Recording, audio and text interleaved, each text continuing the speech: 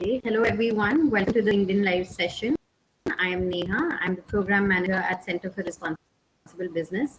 Center for Responsible Business is a think tank based in Delhi. Our primary work is to encourage businesses and support them in undertaking responsible and sustainable practices in their core business operations. I am in the business and human rights division, but we have 5 divisions, and these are circular economy, environment and climate change, sector and SDGs, SMEs, and voluntary and sustainability standards. Now, this session is in the run of our annual conference, that is the India, and this is our 9th annual conference, and it's titled Prioritizing Nature and People in Business to Create Measurable Impacts. This will be Eros Hotel from 2nd to 4th November. We have about 25 sessions packed and a performance by multi-Grammy Award winner Ricky Kedge. The agenda of this conference is usually to bring multi-stakeholders under one roof and discuss issues and solutions on sustainability standards. With me today is Andit Chaudhary. He is the Chief Program of Save the Children. Save the Children is one of our partners for the conference, and they're also organizing the plenary session on 3rd November at 10 a.m.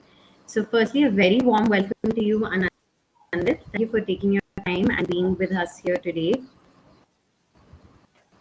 So Thank perhaps we could start with, yes, thanks. So perhaps we could start with Save the Children. Maybe we could talk a little bit about what are the vision and goals of Save the Children, and what are some of the projects that you're doing in India. Thank you. Thanks, Neha. First of all, we are, as Save the Children, we are extremely excited to be a part of this conference and partnering with CRB. It's something that we have always dreamt of, but haven't been able to do. So it's an exciting time to be honest. Save the Children has been registered in India as Bal Raksha Bharat, and we've been in the country for the last 15 years, working primarily with children. We work in 120 countries across the world, and India is, of course, a very important country for us, the priority country. What is interesting about Save the Children here is that we work very closely with the government of India and with the state governments in being able to ensure that the right to protection, the right to development, the right to food, etc., are ensured for children, and all forms of child labor, all forms of exploitation of children, etc., are eradicated. That's the kind of work that we do in partnership with the government and in partnership with other civil society organizations. This particular program that we have kind of engaged in is the work that we do focusing on child labor, and we are focusing particularly on the insurance of lack of child labor within this various supply chains. One of the things that I keep saying is that the government of India projects and promotes Make in India. And it's also very close to my heart because I also want to be a part of that country that is a manufacturing hub for the world, so to speak. And we are doing extremely well in that. And it's a matter of great pride for each Indian, for that matter. But what I also kind of add to it is we should probably look at Make in India responsibly. And I think that's something that we want to kind of project and promote. And there, I think Save the Children is doing a lot of work, particularly with the government, in being able to work closely with them in ensuring that the supply chains that there exists should not have child labor in them. I'm not just talking about supply chains at the primary level, but also at the tertiary level, at the secondary level, at the lowest ground level, where at the home-based level, at the agricultural field level, there shouldn't be child labor at any level. And that's the work that we are probably doing now in partnership with companies, in partnership with supply chains, in partnership with government, and we are very proud of that work. And that's the work that has kind of brought us here into this. Yeah, that's very interesting.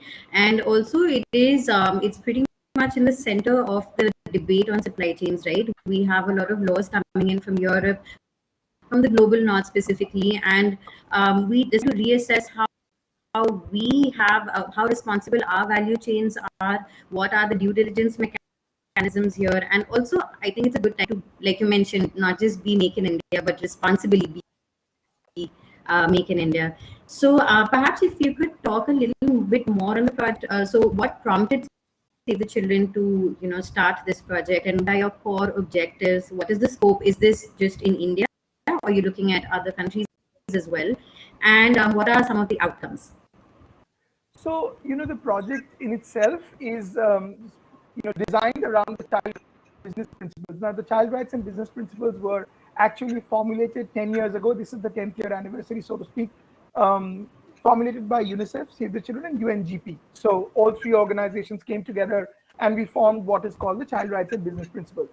I think what is interesting in it is that it very clearly focuses on supply chains and businesses and looks at excellence in business with a perspective of child rights.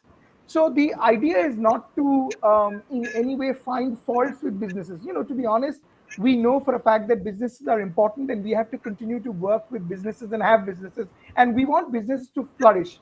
But at the same time, the effective word here is how do we make businesses more child rights friendly, or how do we make businesses more responsive and diligent in terms of being able to keep the child rights perspective in mind. This is not just practiced in India for Save the Children. It's something that we are doing in about 32 countries across the world. But India is a very important country, considering it is also a value chain hub for the world, for that matter. And therefore, the work that we do here is of great importance.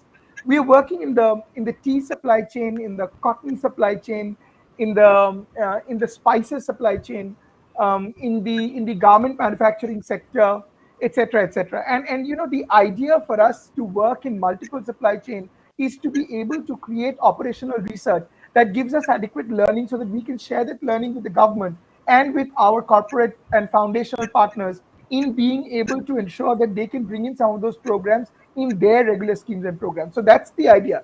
For Save the Children, what is exceptionally important is keeping the child rights and business principles framework in mind. We would need to be able to create what we call pilots or operational research that will be able to add value to government schemes and programs so that we are able to see large scale change. As non-governmental organizations, we can only do so much, and we are completely aware of our realities and limitations. So therefore, we know that everything that we do has to be in partnership with the government, and eventually the government will have to kind of take it on or own it over in being able to take it forward. So that's scale it up. So that's the design or model of all our programs, and this too.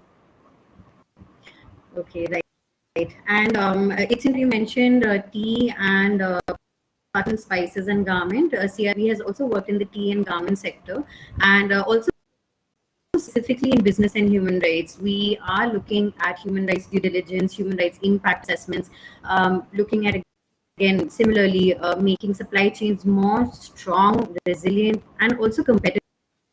Some of the time when we meet stakeholders, they would ask that, what is the point of doing all this, and what is the point of reporting these different mechanisms. But our understanding is also that with manufacturing hubs moving from China, this is a way to position your country as responsible and extremely competitive.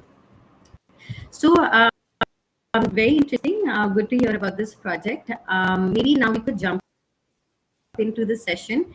Your session is on the 3rd of November at 10 a.m. Would you like to talk a little bit about it? What are some of the core topics that you would like to touch on, and who could we expect as speakers?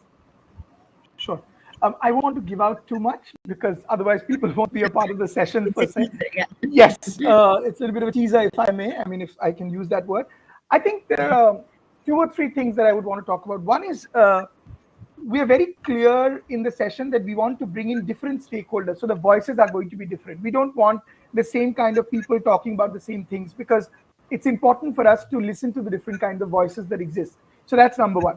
The second piece, which I think is also exceptionally important for us, is to be able to also listen to the voices of children themselves. And I think that's going to be a very special thing about the session, where we have children who have experienced being child labor or exploited as child laborers themselves will come forward and be able to talk about their experiences and how they have kind of dealt with and fought and combated child labor and worked against it. So I think that's going to be a very critical piece of the work that we are going to do. And the third thing that we want to do about is, we just don't want to talk about problems. And that's something that we have consciously taken notice of in Save the Children as a whole, as an organization.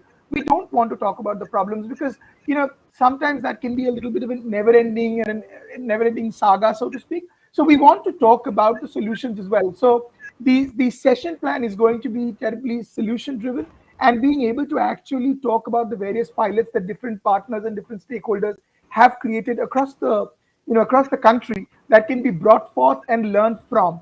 And my last point, of course, is the role of corporates here is exceptionally important. So we don't want to play the role of watchdogs, because it's not the most healthy way of operating. We actually want to play the role of partners, being able to facilitate corporates in taking forward the mandate of child rights and business principles and human rights and business principles, because it is good for them.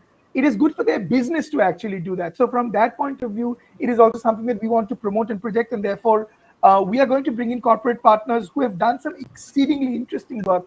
Some of them with us, some of them even outside of the realm of work that we do. And I think some of that needs to be shared out in the open so that people can learn from it and be inspired by it. So that's the plan overall in terms of how we want to take the session forward. That's great. It's pretty much checking all the boxes. You're talking about multi-stakeholder engagement. You're talking about primary evidence. You want to put children in the front over here.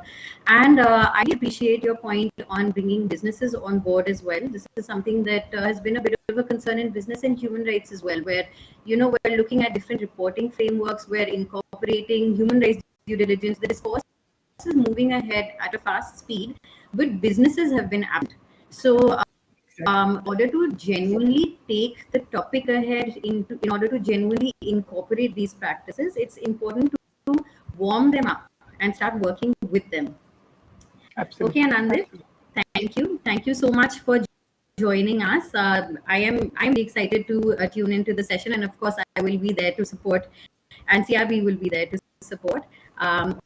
All the best and have a good day. Thank you. Thank you very much. Thank you. We are also looking forward to the session, indeed. Thanks a lot. Take care. Bye. Thank you. Bye.